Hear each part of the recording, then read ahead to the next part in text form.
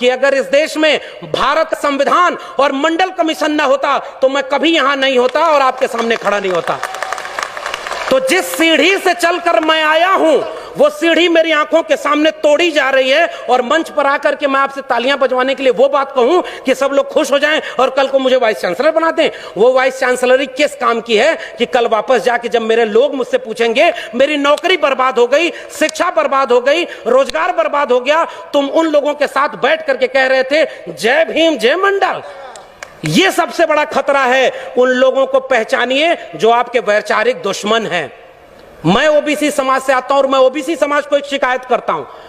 इस देश में ज्योतिबा फूले माली जाति से आते थे, ओबीसी थे। डॉक्टर अंबेडकर ने उन्हें अपना तीसरा गुरु बनाया था। शाहू जी महाराज ओबीसी जाति के थे। पेरियार चरवाहा समाज के थे। ओबीसी घरों में इनकी तस्वीरें नहीं है। शिवदयाल सिंह चौरसिया 1928 में बिहार में और उत्तर प्रदेश में आदि हिंदू सभा बनाए, और जब हिंदू लोगों ब्राह्मणों के पास गए और उनसे कहे कि मैंने आदि हिंदू सभा बनाया है, इसकी मेंबरशिप ले लो, तो ब्राह्मणों ने कहा हम हिंदू थोड़े ही हैं, हम तो आर्य हैं। तब चौरसिया साहब खड़े हुए और उन्होंने वो पर्चा फाड़ के कहा जब तुम हिंदू हम हिंदू, हम तो ये समझते थे दोनों एक हैं, और जब तुम हिंदू नहीं तो हम भी हिंदू नहीं। और उन्होंने उसका नाम बदल कर कहा depressed classes league, backward classes league. 1948 में उसका लखनऊ में सेमिनार कराया और उसकी अध्यक्षता करने के लिए पेरियार और डॉक्टर अंबेडकर को बुलाया, तब जाके बहुजन एका बनी थी। बस खतरा यह है कि उन लोगों को पढ़ने नहीं दिया गया। पनवाड़ी घरों में शिवदयाल सिंह चौरसिया का नाम नहीं है। मेरे अपने यादव घरों में पेरियार ललई सिंह यादव का नाम नहीं है। पेरियार ललई सिंह यादव ने क्या कहा था, मैं उनकी बात कह के रहा हूं। बलिदान न सिंह का होते सुना, बकरे बलिवेदी पर लाए गए, न काटे टेढ़े पादप गए, सीधों पर आरे चलाए गए, विषधारी को दूध पिलाया गया, विषहीन सदा तड़पाए गए। ये कहा था पेरियार ललई सिंह यादव ने। और जब त्रिवेणी संघ बना 1930 में बिहार में, और बाद में अर्जक संघ बना उत्तर प्रदेश में, इन दोनों का नारा क्या था, ब्राह्मणवाद की क्या पहचान, गिटपिट बोले करे न काम, और मानववाद की क्या पहचान, ब्राह्मण भंगी एक समान। जिसमें समता की चाह नहीं वह बढ़िया इंसान नहीं, समता बिना समाज नहीं, बिन समाज जनराज नहीं। जो जमीन को जोते बोए वो जमीन का मालिक होए, सबको शिक्षा सबको काम, वरना होगी नींद हराम। हमारे डॉक्टर लोहिया ने कहा 100 में पिछड़ा पावे 100 में 60, सन सोपा ने बांधी गांठ। तब उसको जगदेव बाबू रामस्वरूप वर्मा ने नारे को आगे बढ़ाया कि 100 में 90 शोषित हैं, शोषितों ने ललकारा है, धन धरती और राजपाट में 90 भाग हमारा है।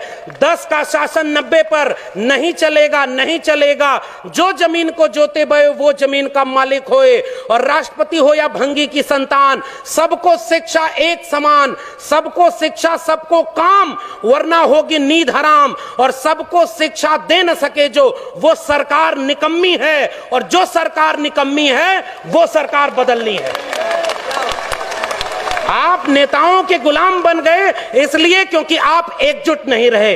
अचानक कोई नेता आके कहता है कि आप चलो हिंदू धर्म खतरे में है, अरे उससे रोक के पूछिए हमारा स्कूल और विश्वविद्यालय खतरे में है, तब तुम क्यों नहीं आए? मेरी नौकरी कोरोना में चली गई, तब तुम क्यों नहीं आए? हमारी अर्थव्यवस्था डूब गई, तब तुम क्यों नहीं आए? और 85% हिंदू तब बनाते हो जब मुसलमानों के खिलाफ दंगा कराना होता है। और उसके बाद दलित महिला थी, सुनिए, दलित महिला थी उत्तराखंड में, खाना बनाकर स्कूल के बच्चों को खिलाती थी, और दलित महिला की जाति देखकर सवर्ण बच्चों ने कहा हम खाना नहीं खाएंगे, तब हिंदू धर्म खतरे में क्यों नहीं आया?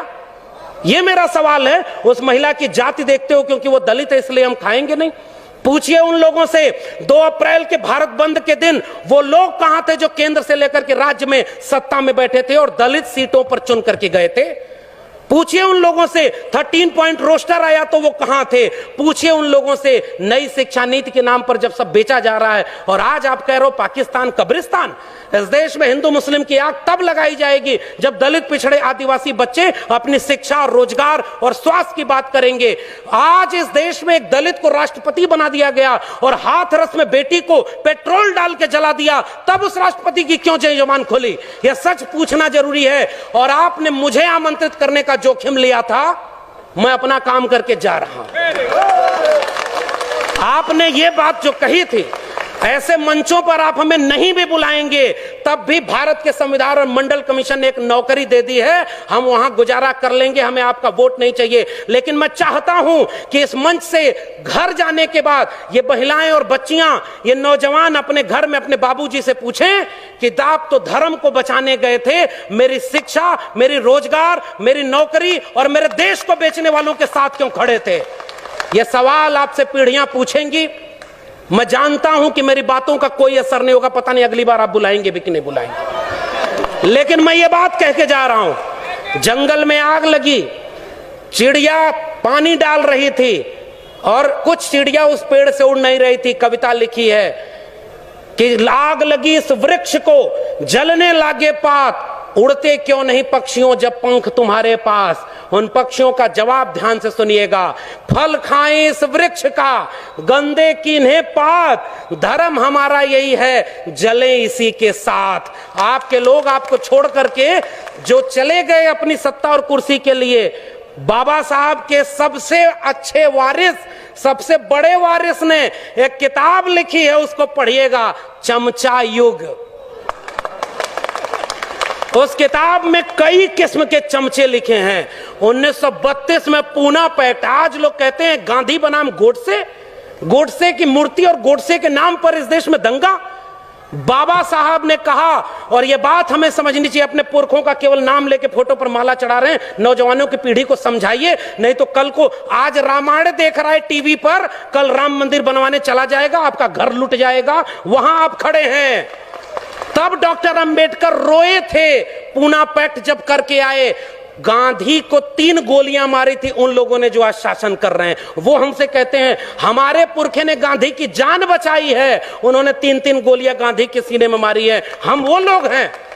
और आखिरी बात कह के जा रहा हूं, इस देश में बहस चला रही है ये गांधी बनाम गोडसे, आप गांधी के साथ हैं कि गोडसे के साथ हैं? मैं कहता हूं गांधी बनाम गोडसे में हम गांधी की हत्या करने वाले नहीं, गांधी का जीवन बचाने वाले डॉक्टर अंबेडकर के साथ हैं। पेरियार ईवी रामास्वामी नायकर और गांधी की बहस में हम पेरियार के साथ हैं, भगत सिंह और गांधी की बहस में हम भगत सिंह के साथ हैं। हम डॉक्टर अंबेडकर और गांधी की बहस में गांधी की नहीं डॉक्टर अंबेडकर के साथ हैं, और गांधी और लोहिया की बहस में हम लोहिया के साथ हैं। ये हमारी विरासत है।